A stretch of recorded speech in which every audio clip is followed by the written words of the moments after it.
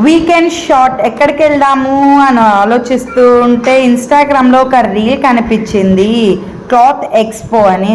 So అట్లా వెళ్ళి చూసేసొద్దాము, పిల్లలకు కూడా కొద్దిగా రిలీఫ్గా ఉంటుంది అని చెప్పి రెడీ అయ్యేసాము. ఆ పిల్లలు ఫుల్ ఎగ్జైటింగ్గా రెడీ అయ్యారు. బట్ అక్కడికి వెళ్ళేలోపు క్లాత్ ఎక్స్పో ఈస్ క్లోజ్డ్ అన్నారు. సో వెళ్ళాం మరి రిటర్న్ వస్తే ఎట్లా, పాపం పిల్లలు డిసప్పాయింట్ అయిపోతారని అలా జ్యూస్ షాప్లో వెళ్ళాము.